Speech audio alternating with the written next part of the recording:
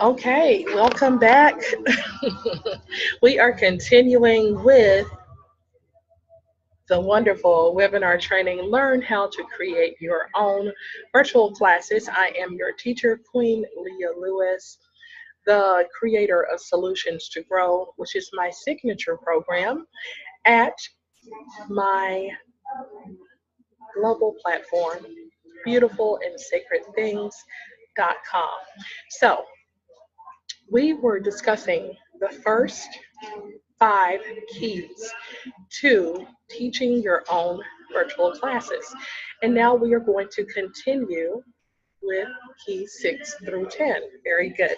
So remember, you have your workbook, and as we're going through this process, you are using your workbook to create your own personal blueprint. Let this not be just an intellectual thinking exercise. I want you to put pen to paper, write out your notes. Work with me as I guide you through this process so that you will come through this training clear with a better understanding of what you need to do to get your class off the ground, out of your head, out of the ether, and to make it real.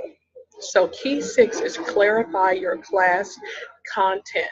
Now, earlier on, we talked about objectives. Your objectives, again, were those bigger overarching pieces of what are your objectives for the class, focusing specifically on what is your main topic, right? What is the concept that you're going to be teaching? How are your students going to benefit? What are they going to learn? Very, very general. Now, when we go now into key 6 of your class content, we're going very specifically into what it is that you are teaching, right? So let's use a very general example of baking a cake, okay? If you want to teach someone how to bake a pound cake, that is your very general topic. At the end of this course, you will learn how to have baked a pound cake. If you don't eat pound cake, I apologize. It's my best example to break down. Not my best, but it's an example to break it down, right? Then you're going to get very specific on teaching people how to bake this pound cake, right? So those are all of the steps involved. Your steps of you might teach a little bit about the heritage and the history of pound cakes as a southern cooking tradition.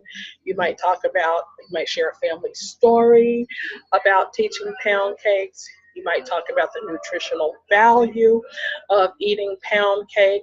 You might talk about pound cake and other ways that you accompany pound cake. What kind of meal is it the perfect accompaniment or the perfect dessert to? Those are all things that can round out your teaching about how to bake this pound cake. And then also you get very specifically into the step by steps of creating the pound cake, gathering your ingredients. You might even go into sourcing the ingredients. Where do you find the right types of ingredients? And then step by step, of preparing the ingredients, having the right materials, the right tools, and what combination, measurements, how you put things in the bowl, how you prepare the pan, how you set the oven temperature, placing it, how you let the cake cool, serving it, icing it, serving it, you name it, right? So, your content are your steps, and then all of the other information, right? All of the other learning that you want to surround around your topic so that your client, your student, has a well bodied experience learning what they need to learn. So take your main concept and I want you to break it down into 3 to 5 specific topics. Okay? Take your concept. If your concept, for example, is I will teach you how to prepare family remedies, family herbal remedies for the modern family. All right? Then you want to break it down into 3 to 5 specific topics. Your 3 to 5 topics might be things that things that would be needed for children, things that common ailments of children, common ailments for the winter season. And then another one might be things to take to maintain your wellness, preventatives, right? So you break down your concept into 3 to 5 topics. Again, only 3 to 5 because you're not teaching everything in one class. You're not teaching everything in one class. So you want your client to be able to return to you. Identify any prerequisite knowledge. In other words, what does your client need to know before they even take your class? People are going to arrive at different steps in the learning journey. Some people will have way more information about your topic. Some people will be new to your topic, right? But for whatever reason, they, or for multiple reasons, they want to learn with you. They want to study with you. So as a teacher, it is your responsibility to help fill in the gaps of knowledge. And then you prepare your resources, materials, and handouts. So in this key 6, the clarifying your class content, this is where you are actually developing all of the tools, all of the steps, all of the materials, all of the guiding products that you need in order to teach your class. As if someone were to show up for a workshop or for a training, what would you deliver that person? What is it that they need? You're going to need a PowerPoint presentation, perhaps, right? You would need some sort of agenda or some sort of handout or a syllabus that you would give that person. You might give them a listing of required reading that they would need. So all of those things that you would prepare as if that person were showing up in real time for you, those are the things that you're preparing. Also, you're not going to just, in most scenarios, just hop on and just teach your class blindly or teach your class just in the moment. It's not just going to be a spontaneous act. You're going to prepare. Clearly, you can see that it took time and preparation for me to prepare this content for you. So as you're working through your content, continue to ask your question. Continue to go back. Am I addressing the objective? Am I staying on topic? Am I addressing the objective? Am I staying on topic? Okay. Will my student have what they need at the end of this class? So remember that in preparing your content, people learn different ways. There are many different learning styles. And in fact, if you were to Google learning styles, okay, the different learning styles, you'll see that I believe the last count was 8. The last thing that I remember is that there were 8. So people learn different ways. Some people are visual learners. They need to see things written, printed in writing, so that they can integrate that information. This presentation is visual. That is the presentation of the PowerPoint. But again, that can come as checklists, handouts, written resources, even your use of pictures and imagery. Those are all visual contents. Then auditory. Many people also learn better by listening. All right. So with your video presentation or your audio presentation, you're teaching by speaking. You are a speaker, you are a teacher, but then knowing that not everybody's just going to get it by hearing it. Some people need that reinforcement, that visual, so you put things in a written format so that they also can benefit. And then kinesthetic, that is the doing. Okay, that's the person who actually learns through movement and through activity and through engagement. And so in a kinesthetic scenario, if you have an opportunity for your students to dialogue, whether they, perhaps it could be that you create your class in a multiple week class scenario, for example, You might have your students have accountability partners.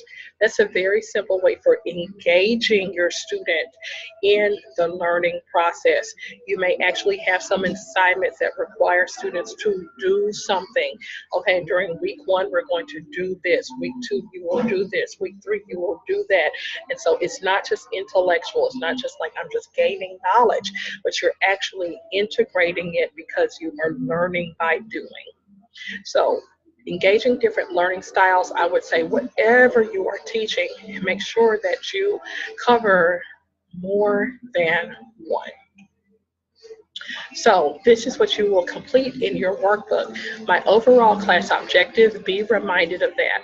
And then for each topic, you're going to break down your topic into details. So going back to the scenario of the class of a person teaching about herbal home remedies. So this class is to learn how to prepare traditional herbal remedies for the modern family. That's your objective. Your first topic was herbal remedies for children. That's your first topic, herbal remedies for children, right? And then you break down what does someone need to know about herbal remedies for children. Detail one. An herbal remedy for children might be common things to fight, common remedies for upset stomach. Detail two. Common remedies for cold and flu season. Detail three. Common remedies for bug bites, scrapes, and scratches. That's your first topic. And then continue. What is the background knowledge that a person might need to know on that?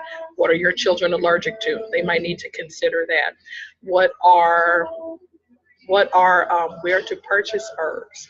They might need some background information about that. Thirdly, what are some of the proven things that we have learned about using herbs with children?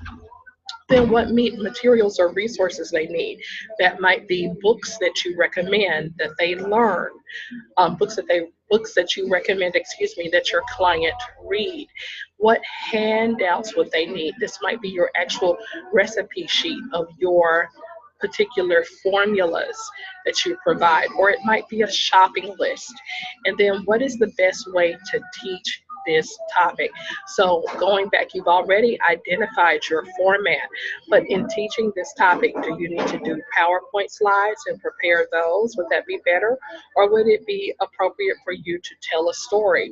Or do you need to give some case studies of working with particular topics? How can you convey this information in a way that is compelling so your client gets it? That was just one topic, because remember, in your objective for your course, you're going to break it down into 3 to 5 topics. So going back to the herbal remedies, your second topic was, y'all remember what the second topic was? I should be taking notes. The second topic could be remedies that every busy mother should have in her family. I apologize, as I don't think that was the one I used in my very first brainstorming it out. But let's say, going back again, the objective was herbal remedies for the modern family. We just brainstormed the topic for herbal remedies for children. The second topic in this same class could be herbal remedies for working moms or for busy moms, right? So detail one might be women's wellness formulas for women's wellness formulas to avoid stress. Your second detail might be women's wellness formulas to support resting well. Your third one might be women's wellness formulas um, to guard against PMS or to support you during your menstrual cycle. And then background knowledge, materials, handouts, best way. And then your third topic on that same objective. So the key here, and in your workbook, I have provided you these sheets so that you have multiple topic sheets. Keep your topics to a minimum in the sense of to address your objective, 3 to 5 topics is enough. If you seem to think that you will require more than 5 topics to teach your objective, I would say that your objective probably is too broad. Okay? Remember, you are preparing your first introductory level class.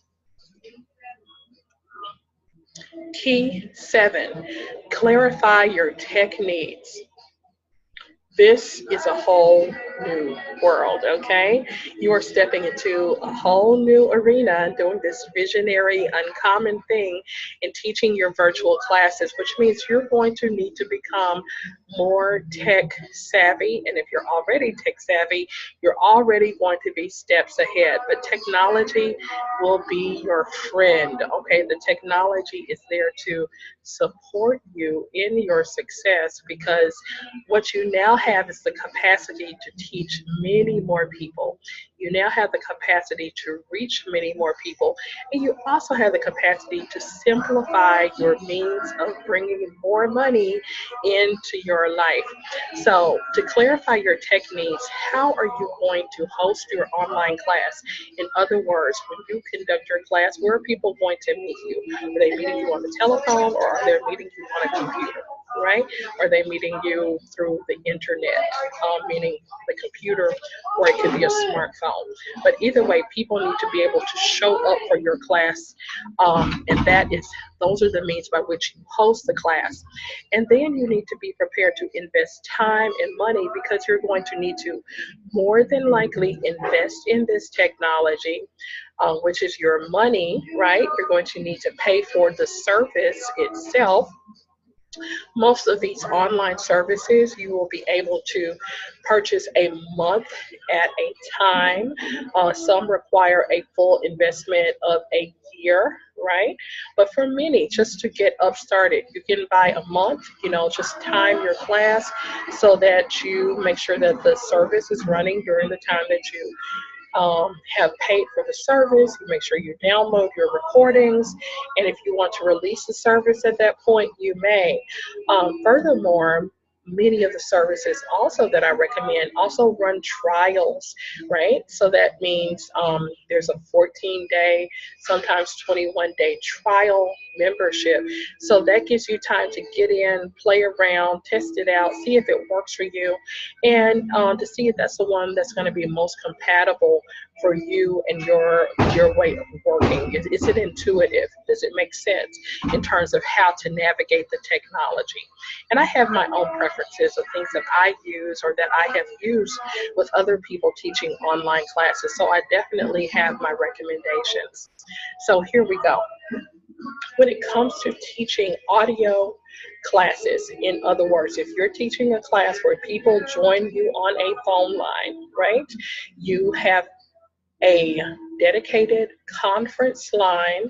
You have an access number, which is like a password that people enter, and then you have your own menu of codes that you would use to record the call. You enter a certain code combination of a number and a symbol.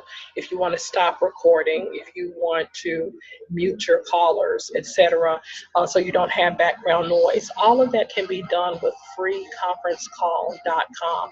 I personally love freeconferencecall.com. I started myself a free conference call, and it is just like it says. It is FREE. There is no charge for free conference call.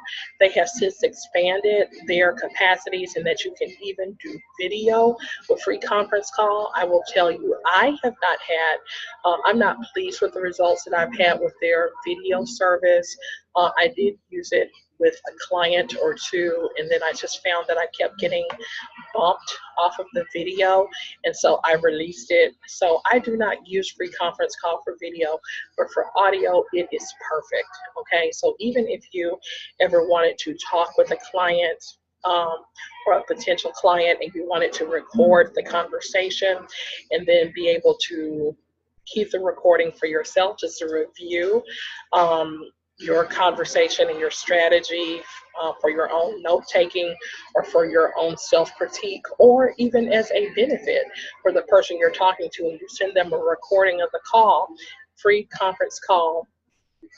Hands down, I definitely recommend it. Again, no cost to get into the service. You'll be assigned your own private number, your own free conference call number.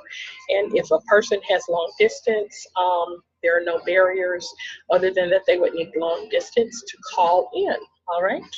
For video, my number one recommendation is Zoom. This is what we are using. There are other platforms for webinars. Zoom is my preferred technology for conducting webinars. There are a host of features with Zoom. The quality is good. The capacity to host webinars with many people, tens on up to hundreds of people is included. I have a paid subscription to Zoom. That's an investment that I found to be smart with my business and what it is that I am doing with beautifulandsacred.com, as well as my work with my clients. And that's also Beautiful and Sacred, as well as beautifulandsacredthings.com.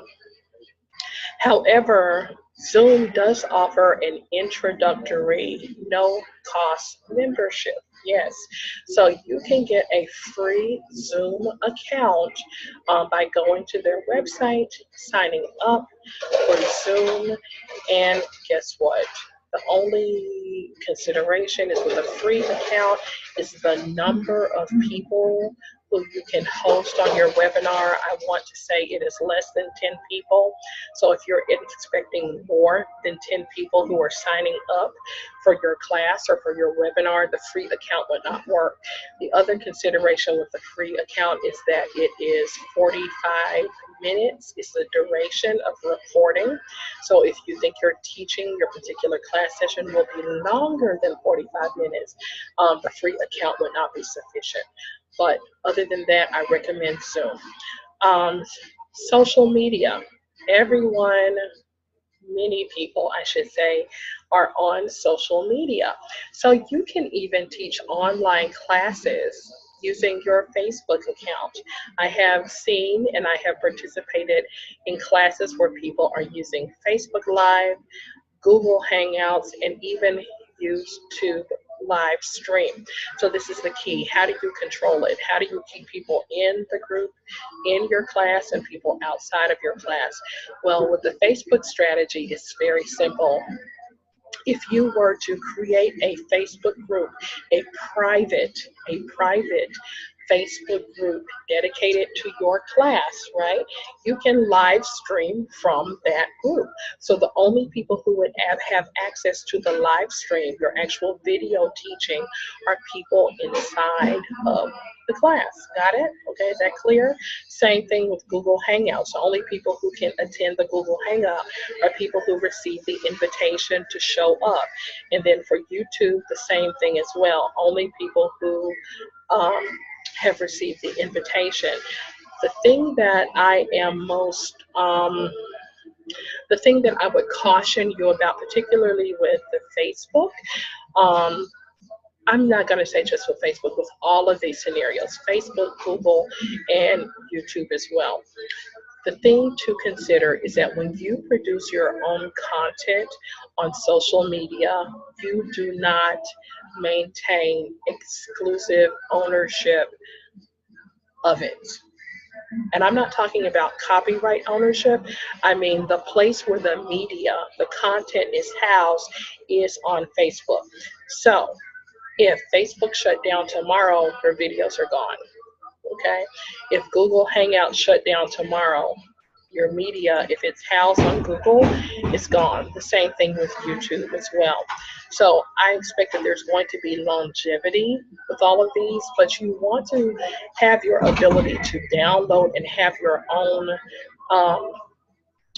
own discrete recordings of the things that you produce. So I would suggest that if you use social media, let them be your gateway your gateway. Let it be an introduction for yourself. Let it be a way for you to get started. But if you're serious about doing these classes over the long term, really the smart thing is for you to invest in a technology where you can generate your own content videos, your own content audios that you can download. You have your files, you maintain them, you keep them safe, and then you're able to repurpose and reuse them on and on and on and on. And then, last but not least, at some point you may want to invest in a website. A website by no means is a requirement. It is not a requirement at all. The value of having a website is really when you go down the longer road of wanting to repurpose and resell your online classes. And so there's a way that you can essentially house all of your videos on a dedicated web page. Okay, so it's like you buy a domain name. Going back to this class, I might buy a domain that says teachvideoclasses.com, teachvideoclasses.com. The only thing I would put on teachvideoclasses.com would be the recording of this webinar, and maybe, yeah, just the recording of this webinar. And so teachvideoclasses.com would have this recording.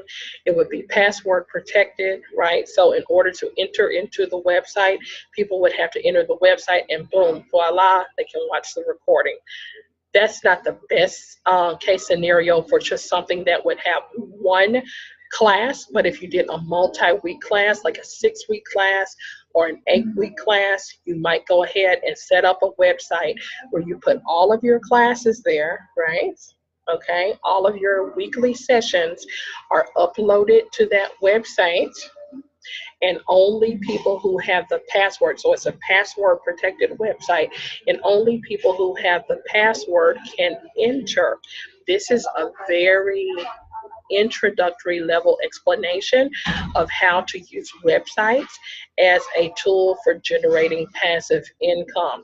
There are other variations. In some cases, you can give people a lifetime of access to your class, right, to the replay.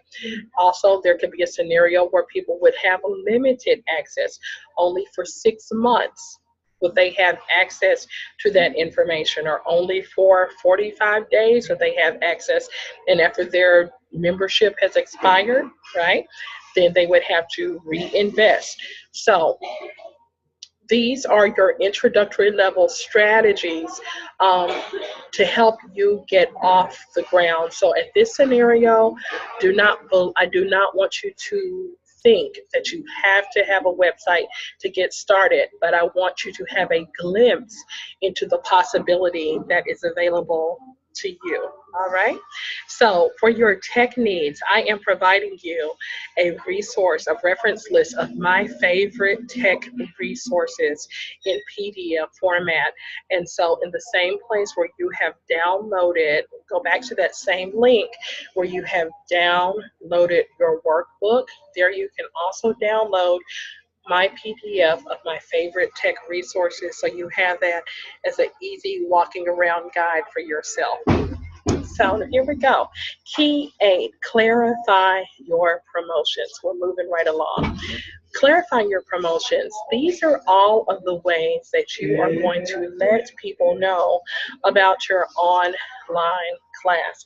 You need to be very clear, because it's, you don't want to create an amazing class. You don't want to invest all this time and energy into creating your first class and nobody knows about it, right? So you need to know who your ideal clients are, but how are your ideal clients going to know that your class exists to solve their problem?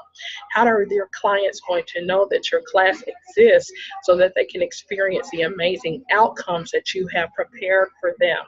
So your promotion strategy is super important. These are all of the ways that you spread the word at large about your course. Now, you want to be clear that in clarifying your promotions, your goal, again, is to hone in to get information as close as you can to that ideal client avatar. You're not just broadcasting information. You're not just casting a whole bunch of nets and hoping you catch a fish, right? You're really hoping, if you want tuna fish, well, then you need to go where the tuna fish are. If you want catfish, you go where the catfish are. If you want striped bass, well, you need to know where the striped bass are, and then you need to cast your net there. So, your ideal clients, you are spreading the word at large, meaning through multiple methods, but being very targeted in the way in which you spread your word so that you are speaking the language and you are communicating in the right places to reach the people who would most benefit from your course and who you want to teach. So, email contacts. These are your low hanging fruit. This is your first wave of prospects. Open up your email contact list and see who are the people you already know that you are already connected with, having conversations with, that you have met in the past, that you have networked with, your email contacts that would be ideal prospects for your class. Then, Facebook posts and inbox messages. I want you next to go to your Facebook list. Do the same thing. Examine your Facebook list. A very simple thing you can do, which connects to the next strategy, is create a Facebook event for your class. So go to Facebook events, create your own event page. The event is not for a physical event, it's for a virtual event, which is your class. And then you put your class description there, right? As well as your beautiful graphics that you have created to promote your class. And you invite people. You go through your Facebook list. Facebook is going to generate this window for you to select people and look at your Facebook friends. Who are the friends that you know that should know about your class, whether it's people who would likely take the class and benefit, or people who you know who are Facebook influencers, right? People who would share your event, or people who are connected with real-time organizations, groups, businesses, networks, who they're having information about your class, means they would spread it with other people. So that Facebook event is another way to do it. Going back to the second post of your Facebook post, go ahead and just post your event on your Facebook page. Now, what you have to understand about Facebook is that with the Facebook algorithms, the way Facebook is designed, they are constantly the designers there are constantly tweaking and engineering Facebook so that it's not static, right? Facebook is dynamic. It's a dynamic organism, and so what worked on Facebook 6 months ago may not be working or the most effective marketing strategies today. So I'm saying all of that to say, if you post something on Facebook, that does not mean that all of your friends are going to see it, right? It depends on really the degree to which people share and like your post. Then Facebook will populate it and share it more often.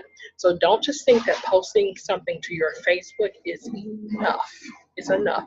It's just one thing of many that you will do. So that's when you get more direct. You go to Facebook inbox messages. Who among your Facebook friends do you think should know about your class?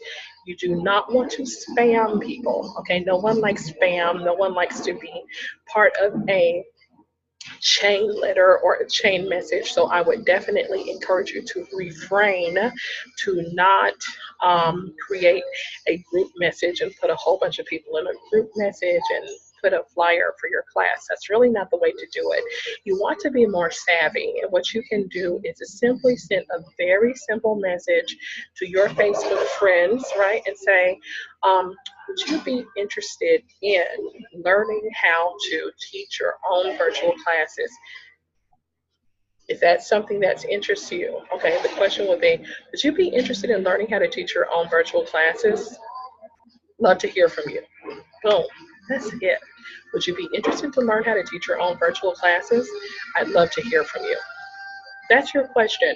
That's the personal message that you send to someone in their inbox. And they're either going to, one, respond yes, two, respond no, or three, ignore the message, right? If they respond yes, yes, I'd like to learn more, then you can send them information. Send them a flyer, a simple PDF flyer that you have created, and with this very simple note. Glad you're interested. here's a class that I'm teaching. I thought you'd like to know about it. Let me know if you have any questions. And then if they have questions, of course, they will get back with you. Or would you like to know, a better question would be, would you like to know how to register? But already in your flyer is going to be some information about how they can register. So the details are there, but you're asking that very specific question. So you can do that through direct inbox messages. You can do the same thing through Facebook groups. Most Facebook groups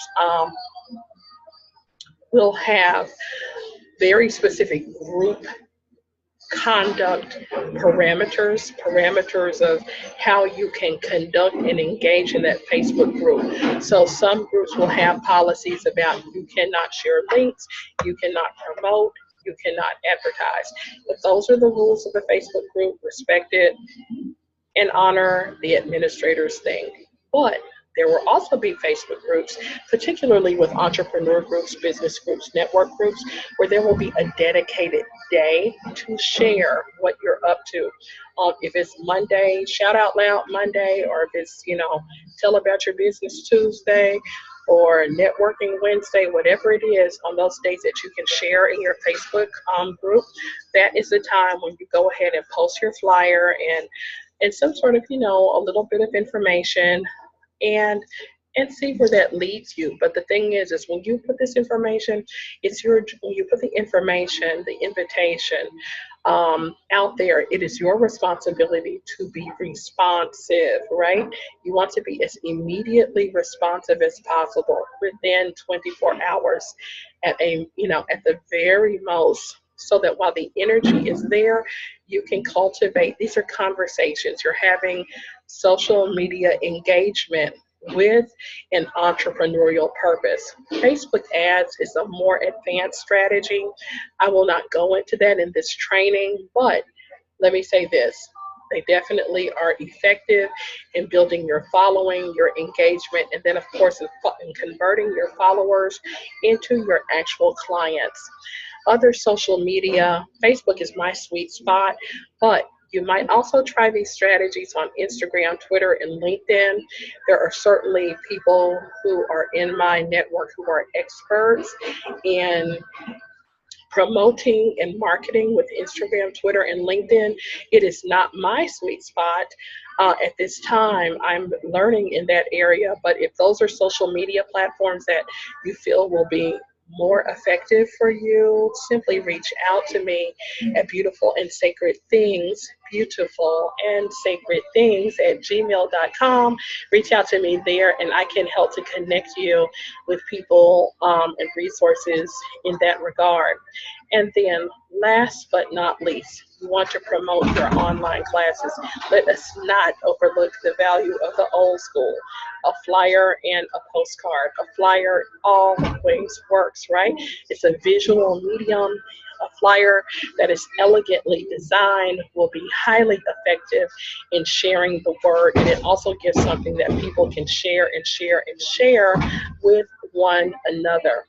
So having a quality flyer, I'm going to emphasize that, a quality flyer. It can be printed, but if you're doing mostly email and social media based sharing, right, then having a digital flyer, a PDF, is what you need. But if you have a physical business, or if you feel that prospects for your class will be people who you encounter in real time at conferences, at your place of business, at trainings, your existing clients, people who you see face to face, having that physical flyer or postcard is good. Same thing also in networking, having something to share when you are at networking events with people. And when you are networking, go to those places where your clients will be, where your clients already are going, and that's where you want to be networking and sharing about your class opportunity. So yes, it does require effort. Yes, it does require effort, but when you are doing it intentionally with a targeted market and you are being strategic, your promotions become more easy. So This is what I want you to do. Clarify one way that you can promote your class. One way to begin. What is the first step that you can take to promote your class that is easiest? And then after that, identify a second way and a third way. I want you to look at 3 promotional strategies that you can use, that you will commit to. Nothing that you have to do. What are 3 strategies that you can begin with, that you will commit to, and that you will be consistent with? That's what's most important. And in choosing those 3, choose the ones that seem to feel most easy, right? The ones that seem most natural for you. Those are the ones that you're going to most likely more wholeheartedly engage in. The ninth step to clarify the ninth step for creating your online class is to clarify your payment intake. Clarify your payment intake. Yes, dollars. How are people going to pay you? How are you going to receive payments? And then also, what is your policy on discounts and refunds? So when it comes to receiving payments, you want to make it easy for people to pay you. You do not want to make it difficult. Don't make it difficult, because if people have to work too hard to get their money to you, they're going to say forget about it, or they may say forget about it. So you want to make it easy for a person if they pay with credit card, if they prefer PayPal, if they need payment plans, whatever it is, okay? You want to be able to be responsive to your clients so that you can receive money in more than one way, in multiple ways, so that you ideally do not leave money on the table. So, PayPal, make sure you have a PayPal account. The simplest way to do PayPal is to set up a paypal.me, and then you will receive your own customized PayPal link, which means anyone who wants to pay would simply go to paypal.me with a / your name. You create your own PayPal link. Mine is paypal.me / Queen Leah Lewis. I believe that's it. It's very close to that. And anytime someone wants to pay me, I just give them that link, right? They go in, they enter the amount, send, of course, their payment information, and the money is on the way. You can do that tomorrow. You can do that tonight. I want you to do that. Then for more sophisticated payments, there is Square, right? So that is the card reader, where you set up a card reader onto your smartphone or your Apple, your Android or your Apple smartphone. So you can go to square.com, and at Square, creating your own account is zero cost. Getting your card reader costs $0. So you can again get into that very easily. Even on Facebook, people can even send you money through Facebook, as well as, I could add this to the list, Google Wallet. I have not used Facebook for sending payments and making payments, but I have used Facebook to make donations to charitable causes, and so I know that it works. Moon Clerk is what I use for payment plans. Now, I know some people choose to do payment plans with PayPal, but let's say you're teaching your longer term course. Let's say your course has tuition of $600. For some people, to do $600 at one time can be a barrier. So that's when you offer your students a $200 deposit to get to join your class, plus 2 additional monthly, or if you choose bi-weekly payments every other week of $200. You have to know your clients and what payment plan is likely to be most responsive to them. But payment plans will take away the barrier So I have found Moon Clerk to be a very easy and elegant way for me to offer payment plans to my clients. Essentially, I go into Moon Clerk, I set up my payment system, I set up the terms for the payment plan, and then I'm sharing a link or sharing a button for people to click, and it takes them directly to the payment form. They fill out their information, and they are automatically enrolled in a payment plan, and it's like a set it and forget it. I don't have to touch anything. I don't have to do reminders. Even if a person misses the payment because, let's say, their account is short, Moon Clerk will automatically um, go back to that person's account in a few days and again activate that payment. And all I'd receive is an alert that the payment either failed or that the payment was successful. Moon Clerk, love it. And then early birds, payment plans, returning students. These are some things that you might include in your payment policies. So you might offer, going back to what we discussed about incentives, you might offer some incentives for people to go ahead and make it easy to say yes to themselves. So early birds receive a discount. Payment plans are helpful. Returning students might receive a loyalty discount as well. As far as refunds are concerned, I have found that with most of my online classes, I have a no refund policy because after you have invested in creating your course and people have access to the course itself, depending on the nature of your course, how open it is, kind of what kind of gateways you have to someone's participating in the course. If they have paid and if they enter into the course portal and they have access to all of the information, depending on how you have designed the course, you would want to have a no refund policy because then they have all the information. They request a refund if a person is wanting to be advantageous in that way. Well, then there's no incentive or there's no reason if they were just really wanting to be that way to stay in the class, right? Um, Another way that you can mitigate people's concern about taking risk is it could be like if this is a multi-week course, if after the second week of class you find that this class is not satisfactory, it doesn't meet your needs, it's not up to your standards, and there's language around that that I teach my clients. If they are not pleased and they want a refund, well then they are responsible for writing you by the end of the second week of class to express why they want a refund. Also, I have seen other virtual teachers have a policy wherein you can request a refund after so many days, let's say after 60 days of completing the course, but you have to make sure that you show evidence that you have implemented the teachings of the course.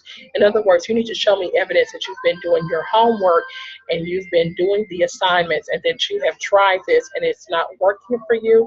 Well, then we will do a refund. And again, just know that you don't have to have refunds, or you can set up a refund policy that is partial.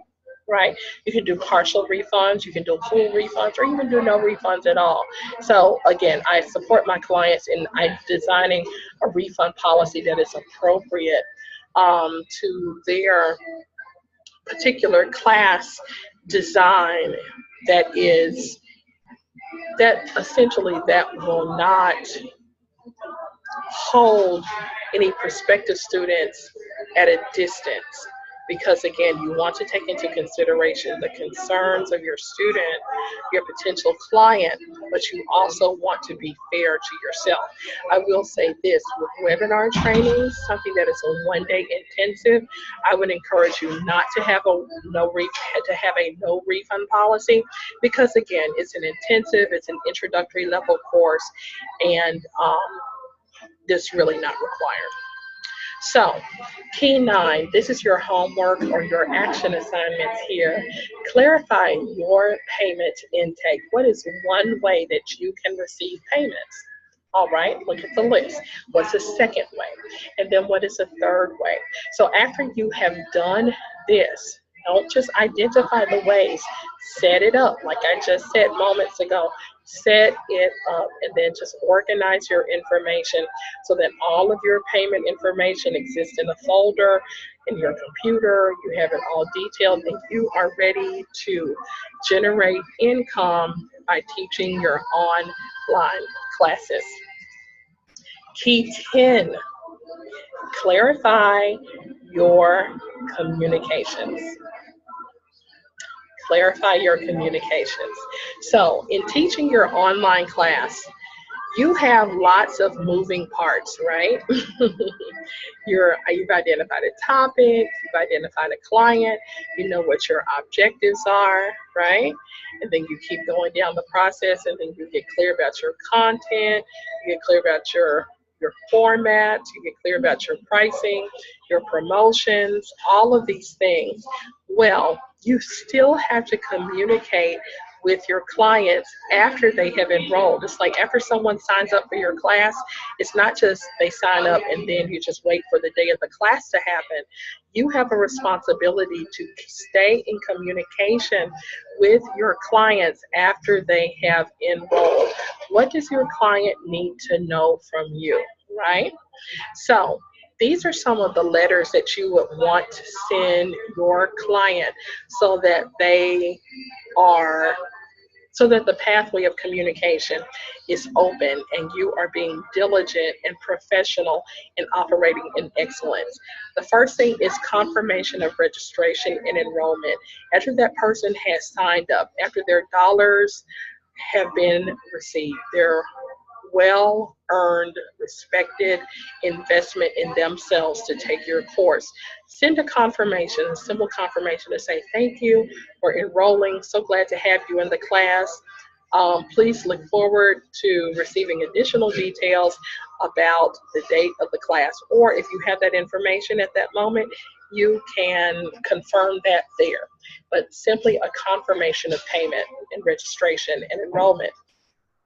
Then you need to provide details about how to attend the virtual class. You need to give some information with all of the tech details.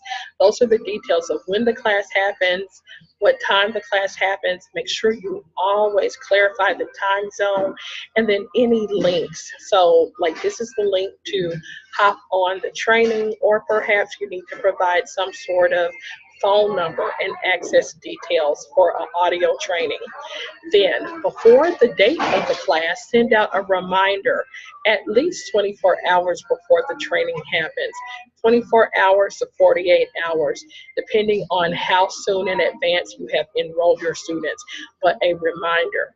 A thank you and follow-up class, so a thank you and follow-up letter after the class has happened, and that's when you would send your replay, any bonuses, any surveys, any information that you have promised, any incentives, any bonuses that you have promised, include that in the follow-up letter. And then again, if anything happens, because life happens, right? You are operating as a solopreneur with a very full life, as a visionary with your own personal life and family life. If it is necessary for you to reschedule your class, all things are best done operating in the spirit of clarity, excellence, and honesty.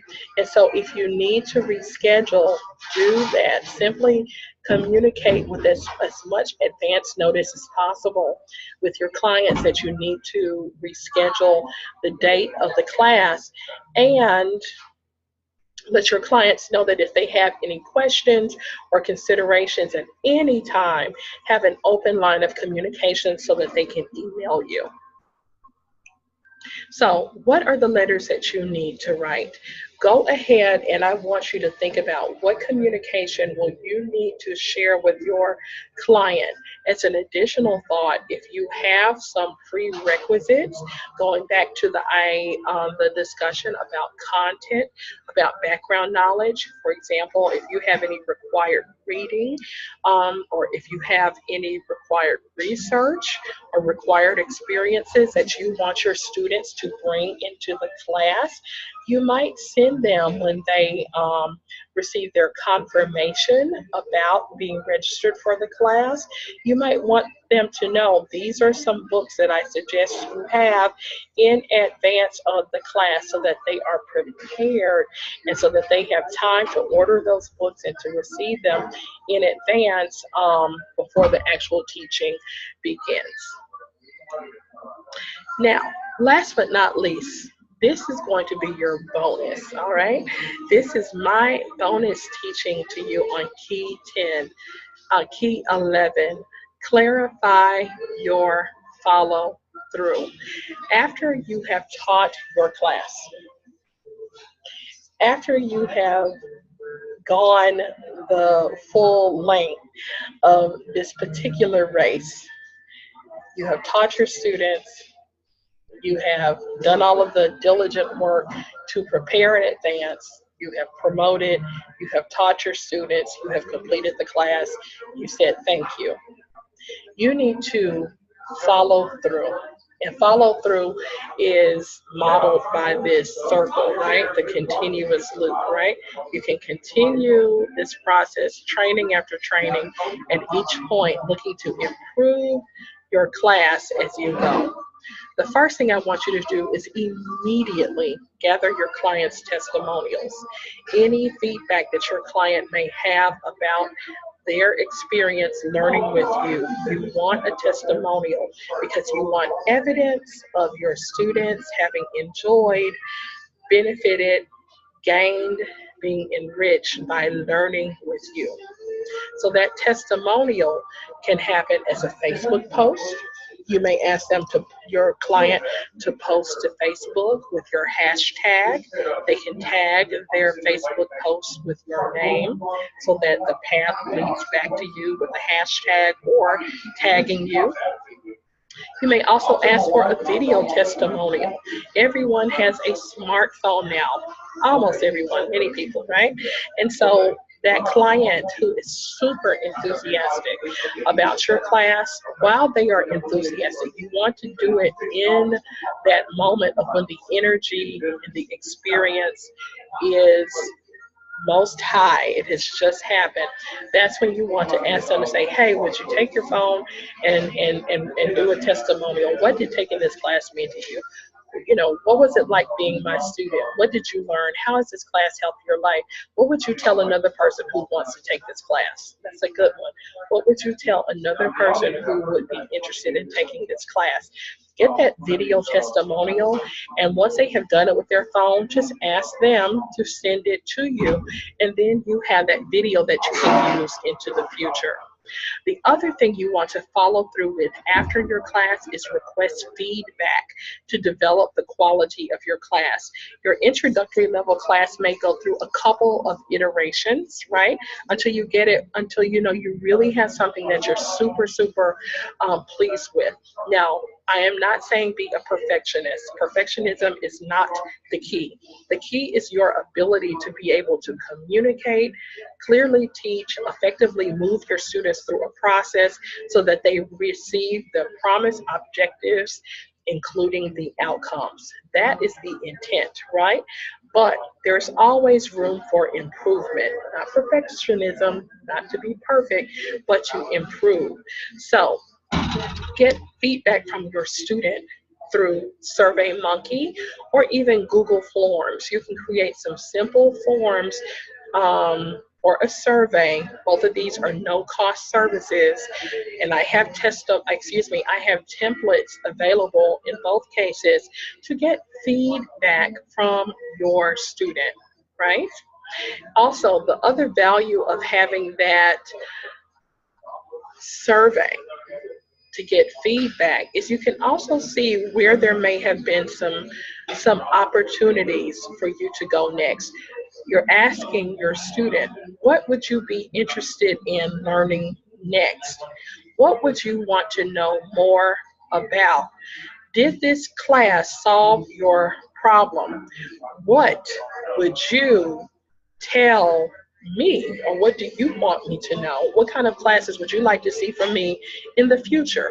Just ask. Simply ask the question. Then you want to help your clients to succeed. So you always want to propose to your client the natural next step. After taking your class, what would be the next thing that they can do to continue learning and growing and improving their lives by learning with you? Okay, so extend an opportunity to serve your clients. It is really your responsibility to ask your client what they need next, what they want next. And of course, you are growing your relationship. So you don't want this class to be a one-time sort of thing. It's not just a one-time offer and you walk away. But over the long term, it could be that you grow this relationship through another course, again, through an intermediate or an advanced course, or through personal coaching, personal mentoring, helping your client one-on-one, or it could be through an additional service that is related to the class. So let's take a deep breath. Wow. Take a moment and I want you to congratulate yourself. Congratulate yourself for having made it this far. I guarantee there are people who have invested in this training who will not have made it to this part in the process. Some people, because of life or because of a lack of focus or because of competing interests, will not have gained the momentum, will not have maintained the momentum to get this far in the learning journey, but you have. So I want to congratulate you personally on your success in investing in yourself and following through and being well on your journey of creating your first virtual class and completing your blueprint. So this is your next step. Your next step is to schedule your new online class. Yes. When is your new online class happening in 2018 or beyond? It could be another year, right? But if you're watching this in 2018, I want you to set a date within the next 90 days that you will have your first online class. That means within 90 days, that's 3 months, that's more than enough time for you to have designed an introductory level class. Honestly, seriously, you can do it within 30 days, right? But I'm giving you 90 days, which gives you essentially 30 days for designing your class, right? 60 minutes, 60 minutes, 60 days for your promotions and marketing, right? And the other 30 days is for contingency. So within 90 days, your class should have started. Your start date should have happened. If you need help breaking down the actual timeline of doing this, please let me know. And I also can serve you. I'm available to serve you in that regard. So have you found your date? Have you opened up your calendar? If you need to pause right now, you can do that, right? You can pause right now. And for those of you who are here with me live, again, set your date. So this is what I want you to complete. My new online class is happening. Set your date. And I want you to post this to social media. I want you to post to Facebook. My new online class is happening February 26th, 2018. Hashtag solutions to grow. Hashtag beautiful and sacred woman. And you can also tag me, tag Queen Leah Lewis, when you post. Excuse me, when you post to Facebook. Why are you posting to Facebook? Because you are holding yourself accountable. I predict that when you post, you are going to be flooded with inquiries of people who want to know details of one, what is your class about, or two, people congratulating you and cheering you on. So that is your opportunity to step forward and to hold yourself accountable. So do that now. Do that right now. I'm going to stop. I'm going to give you a few minutes. I'm going to give you exactly 60 seconds to get your Facebook together. And you're going to post, my new online class is happening, and you will insert the date, February 2018, October 2018, whatever it is. Find a date within the next 60 days. Let's say 60 days from now when your first online class will happen. 60 to 90 at the most, 60 to 90 days. And include the hashtags.